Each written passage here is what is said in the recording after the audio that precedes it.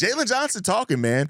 Jaylon Johnson, he signed a 4-year, $110 million contract extension back in March of 2024, which makes him one of the most affordable corners in the league when you look at the level of production that he's able to give. But in a recent episode of The Rich Eisen Show, Jaylon Johnson talked a little bit about that situation. He said this: "Just seeing a lot of the other corners getting paid, I almost feel like we might have another discussion coming up here soon. The market is moving. The market is moving. As long as I just keep being myself, keep playing at a high level, definitely going to have to be some more conversations coming up soon. And I really and really keep it long term. So I'm looking forward to that." Now, this has already been met with some reactions from Bears fans. You know, I've seen it in the comment section, Bears fans saying things like, "Well, Jaylon, you signed your contract. Don't worry about that. Go out there and play football." Well, unfortunately, and not even unfortunately, that's what the league allows for. The NFL is not like the NBA, for example. When you sign your contract, you're not locked in to that contract. You're just not.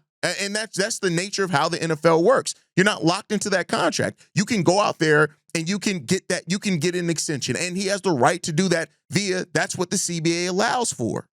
But that is the nature of what the CBA allows. And I'm not mad at that, right? Like, I think that's what is allowable in the NFL. You can renegotiate contracts and look at market value, especially if you feel like you're getting underpaid. So I'm not mad at that. Right now, if Jaylon Johnson was seeking some contract that is like, "Oh, I need to be the highest paid corner in the league," but it doesn't seem like that's where he's coming from either. I take those comments as basically what it is. I'm looking at the market. I'm looking at how the market has changed. And I signed a deal that was reasonable even when I signed that contract. And now that it seems like the market is dictating and changing, yeah, we may have to renegotiate that contract. Guess what? He's not holding out. He's not saying, "Hey, I'm not playing in the 2025 season until we get this deal done." No. So that's not a toxic thing. And I think, it's not that we don't live in the shut up and play era, right? So I'm not going to be somebody that's mad at a player even, a little over a year after signing their contract extension, wants to renegotiate after having seen the market's done. And he also put it on himself, as long as I keep playing at a high level,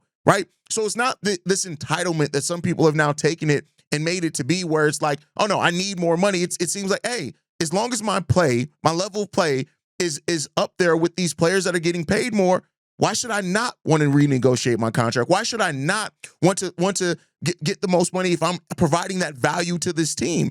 And I don't think that that's a bad thing when it comes down to,